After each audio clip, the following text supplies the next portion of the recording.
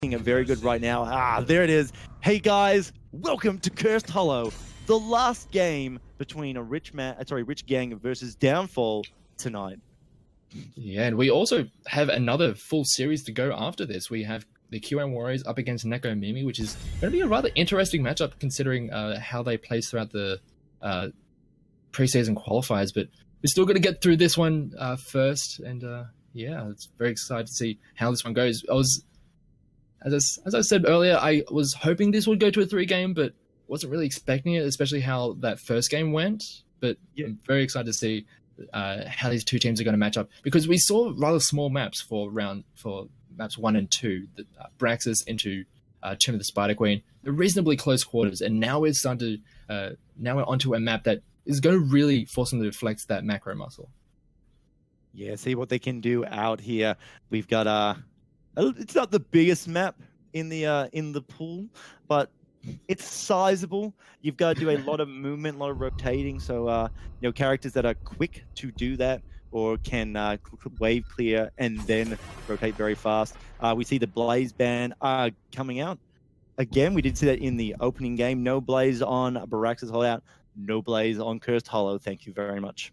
Yeah, he's just very strong. We saw a lot of his strength in the previous game. Sure, Downfall did end up falling in that game, but we saw the Blaze able to mitigate or just avoid a lot of the damage with that bunker drop at the level 10, and also just the amount of sustainability he has in those fights is very hard to deal with. And we were talking earlier about just being able to poke onto the objectives to interrupt a lot of those objective takes. Blaze can actually do that quite well, and interestingly, we do actually have the Maev available for the first time throughout the series. Ooh, Maev. Fancy meeting you here on Cursed Hollow. It's kind of fitting, I've always sort of seen a Maev as a bit of a haunting character, comes out of the shadows to ensnare her victims, and what better map than Cursed Hollow to execute that on. Interesting there. So that who do you think will be playing Maev, GL? Haven't you been saying Konya's been the one to... That's right, it's going to be Konya. You're the one who's been saying pretty much all these evenings, just like, let Konya on Maev, just let him loose. And it looks like we could very well to see him just be unleashed onto this such poor, crazy unsuspecting Rich Gang, potentially. Such crazy things I've seen come out from Konya and Shrekker's Love, particularly when Shrekker's Love is playing Stukov. I've seen pull-ins to the lurking arm and just silence people like that. It was so disgusting. Yes, that's I cannot think of a better word. It's just rude. You don't really have a choice when you start getting thrown around like that.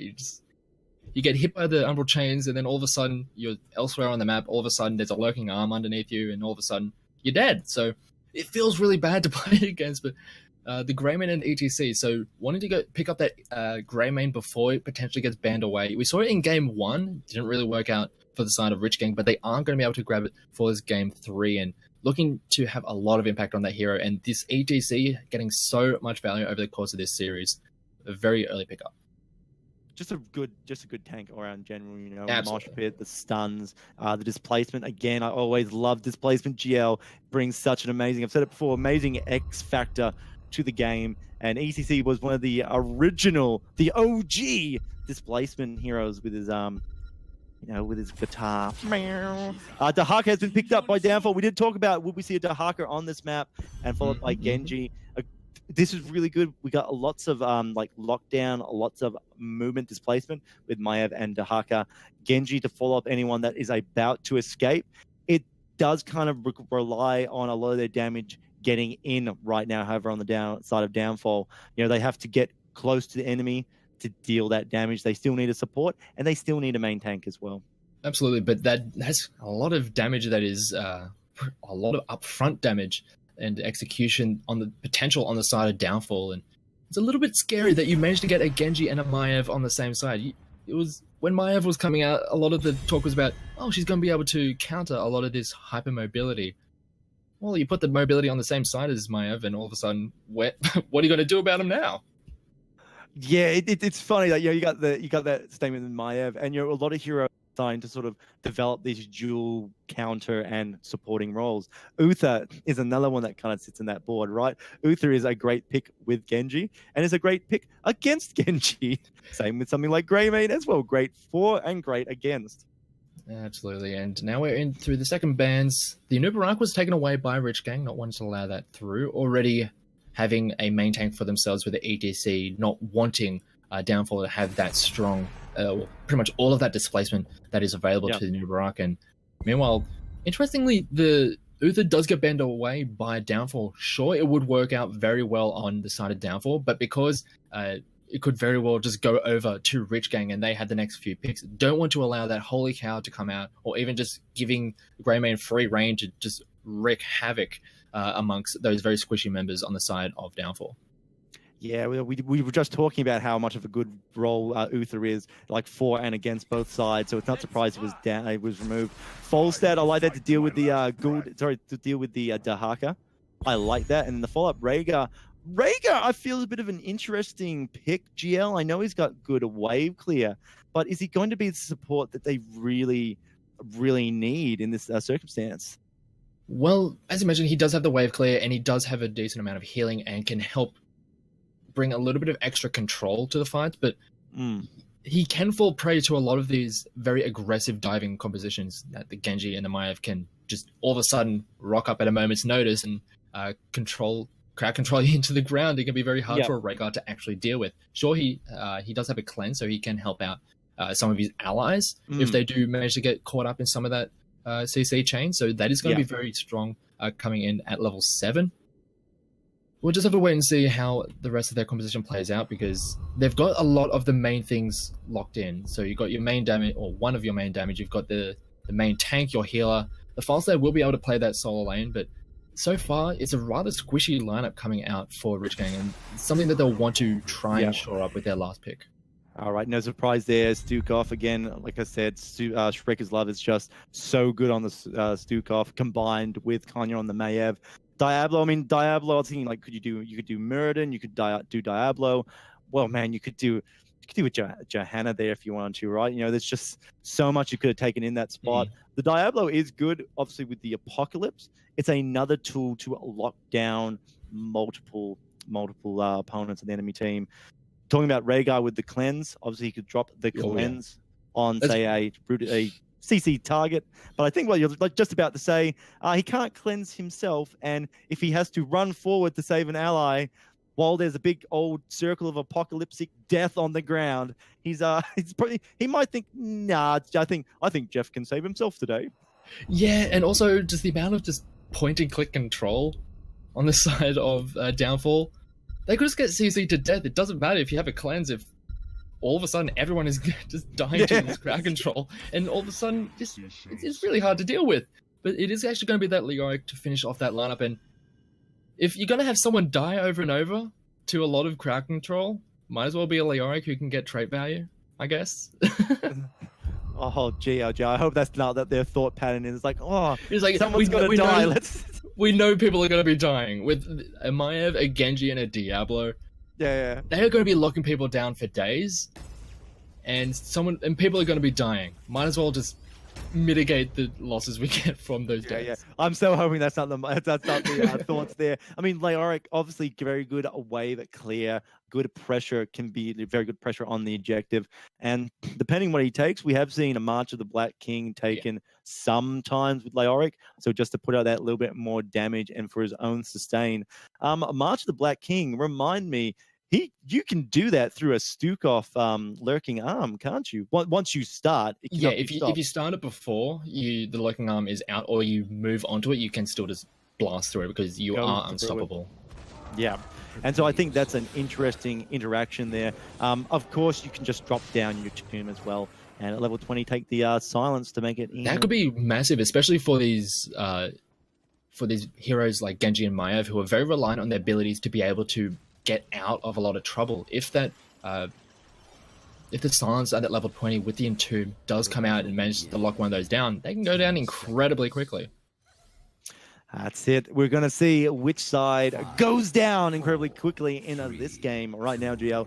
is on the blue side. We do have a Rich Gang fighting to take this series. It is Ferry on Rhaegar, Fesh on Greymane, Juices is playing ETC, Jim Jam on Falstad, and Deceptive all by himself in the top lane on Leoric. And on the red side, we have Downfall looking to go 2-0 over the course of these 2 games this week. They have Konya on the Maev. They have Magic Gnome on the Genji. Flaze is on Diablo. Superfish is on Dahaka. Shrek is Love, as per usual, as he has pretty much all this series been on the Stukov. He hasn't really been contested with that, so he is very comfortable on it, and he's showed a lot of proficiency for that hero. He's played so well with it, you know, he's just so good, like you said, very proficient.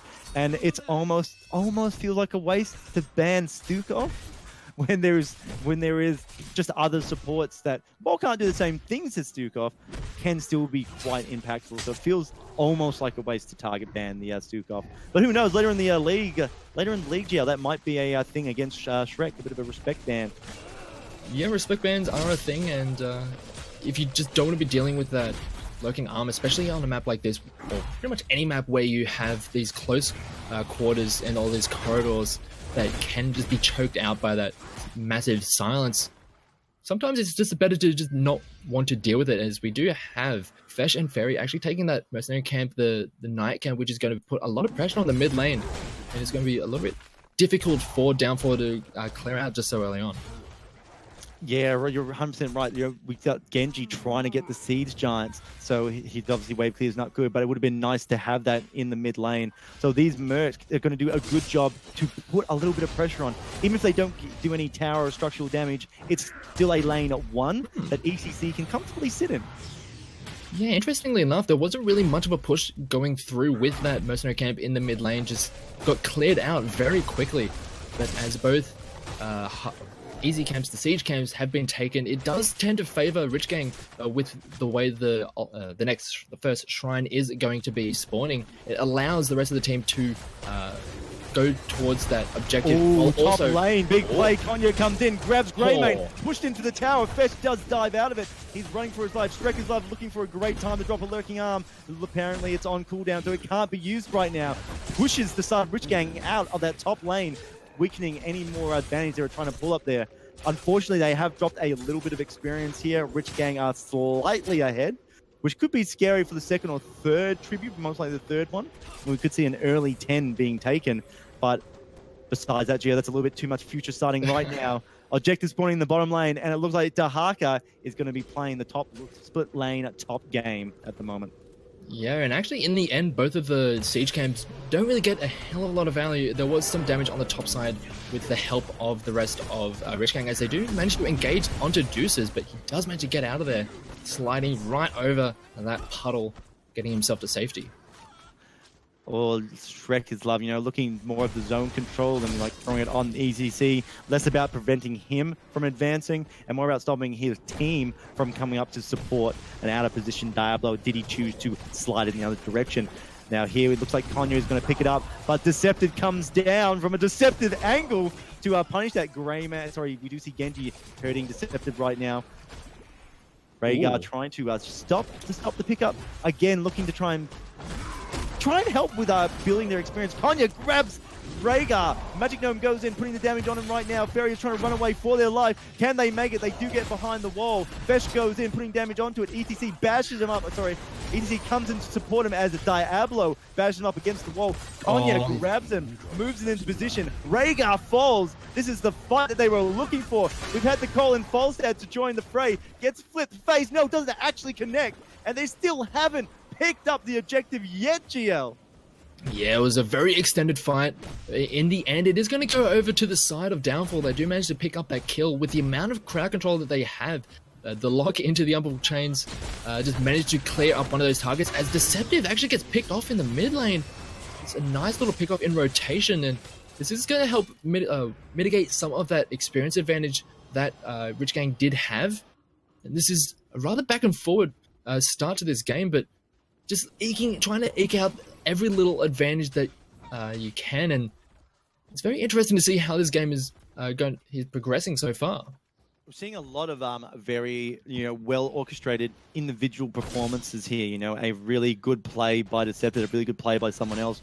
We've yet to see either team really come together as a team as such. We've seen it a couple of times, but not as often as we'd like around those objectives where someone goes in and then everyone else collapses, or someone makes a play on the back line and then the front line gets collapsed on by the other team. That's kind of what I feel like we're seeing at the moment. Deceptive looking to rotate up, gets a feel for the land and thinks, you know what, that looks like a bit of an enemy party bush right now. Yeah, just don't want to get caught out, as we do have Ferry getting caught out. Talk about not wanting to get out and get inside the party van. Rhaegar is out. That was a beautiful, beautiful pick-off by the downside boys. This will secure them their second objective for this map. However, Fesh does push it out. But again, I don't think he's really going to be able to come back here. Shrek's Love is downloading his creep all over the ground, preventing any more counterplay or stops there. And we see a nice rotate down to the bottom lane into Decepted. Decepted gets pushed back by FaZe. A lovely play there. We're going to see Maev dart there. Is the cord going to come out? No, it doesn't, because it's the unstoppable. But that's a lot of pressure. Magic Gnome, desperate for the kill, goes to the back line, looking for the reset to escape. In a bad position, has overextended. No, behind that, Dahaka falls in the top lane. But they're going to get a trade on the kill onto Genji as well. Wanted the kill. He saw blood and wanted to get that kill, but the Leorix is a little bit too durable. And meanwhile, on the top side, while all of that was happening, Fesh went up to the top side, helped out the False to pick off that Dahaka, and they were able to just push in and take down that top fort, really ballooning this experience lead in favor of Rich Gang. So really nice position for them. They have heroics, and they're still a little bit away on the side of Downfall. They should be able to get it, but they might have to give up this objective to do so. Shrek and Love, actually nice positioning there. Can completely cancel. That's a bit, that's cheeky. That's a bit cheeky, Shrek. It's on cooldown, won't be able to do it again. Fairy can't pick it up because Magic Gnome is back. He's like, I'm back for round 2, but this time I'm not going to die. Konya's gone in, the Warden's gone down. It's captured, nice Apocalypse, 4-man stun. However, Deceptive's gone down with the tomb, locking down Konya. Konya gets power slide onto by Juices. Not looking good for Downfall right now. Jim Jam pressured by Genji. However, it's on the side. Shrek's Love is a no more. But the nice block comes out. Dahaka's gone. Genji must be gone from this. No, Dahaka will survive. But Genji still falls regardless. Setting up a nice capture here on the side of Rich Gang. Exactly what they were looking for, GL. And look at the lanes. We've got the top lane pushed in. Mid lane pushed in. This is a great pickup right now for Rich Gang. Absolutely. And that was such an all-over-the-place kind of fight. It was not really what Downfall was needing with their composition. They want to be taking care of individual targets, as we saw earlier with some of those party bushes. Just clean up those targets as they are isolated, and then just move on from there. They weren't able to do that. They were split focusing. They were not really getting the damage down onto a single target, and we saw so many on the side of Rich Gang start to drop really low, but there was just not that final killing blow on the side of Downfall, and they just got worn down over the course of that fight. And the advantages are very much going in favor of Rich Gang. They do pick up the first boss, translating that into the second on the bottom side, and it should give them at least enough position to take care of this next tribute. From there, we'll have to wait and see where things go. Yeah, they do need to they need to rotate up to it. Like, they can't go like, oh, we'll just either push with the boss or do something else. They do need to rotate to the objective, because Downfall are sitting on a 2, they already have 2 tributes. But obviously Downfall kind of can't go to it because they have to deal with the boss. But they do have Dahaka, who could do a sneaky play to get it. So, it was a bit of a good play picking up the boss, but they can only really get the tribute and then push these lanes a little bit more while Downfall is dealing with it. But GL, the level advantage is pretty significant on the side of Rich Gang right now. Shrek's Love is actually going to get caught out. He thought he was safe under his own fort, but he's just taking a lot of pressure from the rest of Rich Gang. He does manage to get out, but Ooh, a bit of an awkward situation there. Oh, but, ETC. Nice capture there on Superfish on ETC, but there's no backup, no support. Konya comes in, here we go. drops the Warden. It's down. We see a big Apocalypse as well. Fairy, is they going to fall? So many shields coming out, but it's not enough. And Jim Jam is also looking very unhealthy, trapped in the corner. Can't fly away. Still alive, dead now. Bye-bye, ETC. Get on the wagon. You're going to the patty shop. 100% beef. I'll show you what 100% beef means. Get in my burger. Oh, such a beautiful moment. We I don't know where you go with that, but Rich Gang. That is essentially the fight that Downfall needs. They need to be utilizing all of their as much of their heroics as they can to just lock down the members of Rich Gang. And we saw right there was the bouncy castle of that Warden's Cage with all of the crowd control of the Apocalypse, of the pretty much all of that Diablo has to offer. And also that lurking arm doing so much work, and that's the fight that they need. And because of that, they do get this first curse, and they are going to be able to recoup a lot of these experience losses. Yeah, you know, I was just, hang on, Jim Jam is being pressured. Magic Gnome has gone in. Oh. Silence come back, but shoved ETC out of position. FaZe has been trapped, however. He's getting pounded on. Konya comes in, looking for a nice big pull. Doesn't get it off in time, however. Positioning was poor and also locked down in place. Magic Gnome again in a lot of trouble. Does dash to safety. The Warden Cage was popped, but again, no prevail. It's looking pretty bad on the downside. They've got to escape from this. Superfish? Hello? Superfish is in stasis right now, waiting for execution by a Rhaegar, who does it very nicely. Did you know that Rhaegar used to actually run an arena pit, according to the lore for him? Today I learned. But yeah, that was a brilliant turnaround coming out for the side of Rich Gang, and pretty much nullified a lot of what Downfall were trying to gain from that curse. And we still see the advantage going in favor of Rich Gang. They do have a level advantage. They are picking up camps, and as we saw, unless Downfall do manage to get that big wombo fight with all of their crowd control, it just doesn't really work out for them. They're just not able to clean up a lot of those targets, and then they just get worn down time and time again. It's like a real pressure situation. They did manage behind the camps being picked up on the side of Rich Gang. Downfall actually got Falstad in the bottom lane. So a nice little kill. Falstad's about to come back into the match right now. 1 second on his death timer. But yeah, the way you said that, GL, is 100% correct. We've got a team. We have got Downfall who are playing well. They're executing great team strategies in these fights. But the minute there's a little bit of pressure, it just falls apart. Yeah. And Rich Gang's got to capitalize on that pressure. How can we do that? How can we offset these Maiev charges in, these Genji dives? And it's whenever Genji's a little bit out of position and has to swift strike away to victory. Like right now, he has to leave. That, no pressure, no follow-up because of a bad situation. But that's the more pressure they need to do in these fights. Force Genji to dodge town. This is actually a situation where I feel as though Downfall are actually in a pretty good spot. They are at an even talent here. They can leverage their global pressure with that Dahaka. We do have Jim Jam moving towards the bottom side to deal with that camp, but now we have the boss on the top side. They are going to be able to deal with that camp that's pushing into the base of Downfall, but because they need to be dealing with the tributes, they have to give up a lot of pressure on the top side of the map. Yeah, and look, they're gonna, and behind this, we should be seeing here Rich Gang getting it. They're looking like they want to try and get the kill on Dahaka instead. Racing now, Dahaka looking for an opportunity to bow away, but he gets stunned, so he's gone. He can delay the inevitable, but that's a beautiful pick up there on the side right now. Oh, delaying it as long as he can, however. Good job there. That does buy time for Downfall in the bottom lane to also pick up the boss and try and can't really neutralize this play. Yeah, that's pretty much all they can do at this point. They know that the boss is up on the top side of the map. They know that they were all up there, and with that kill, there's no real chance of it being contested. So the only thing that they can do is take the boss for themselves. Although with this tribute spawning on the top side, it's going to be very hard for Downfall to really prevent this curse from coming in, and also hold on to all of their structures, because this boss is going to be pushing onto a naked keep.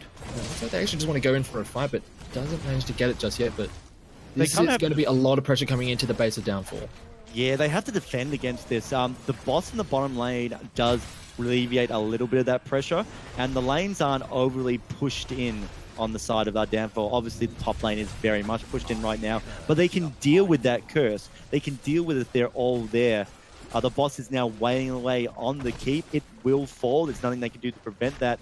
You see there, FaZe looking for a play there. Gets captured, gets killed! Mighty Gust inside the tomb just to make sure that he couldn't do anything to counterplay that. No Apocalypse could be popped either. Magic Gnome's in the background trying to get his Dragon Blade out, but it's not enough. Goes in, it has to flash out, just misses. A follow-up from Jim Jam, but this could be cool. This could be it. This could be game. Lovely mosh pit.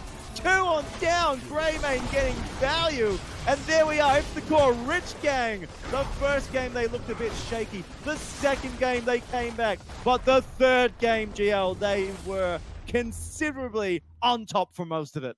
Exactly, and that was very much reminiscent of that game too, and how that ended, essentially just walking a boss into the base of Downfall, and they just weren't able to get the tools together to mount a defense, and in the end, just too much pressure coming in. And yeah, when you have a composition that's pretty much all in on getting those team fights to work, trying to pick off those targets and then getting advantages through that, when you start getting pushed in, it's very hard to really reassert yourself in that game.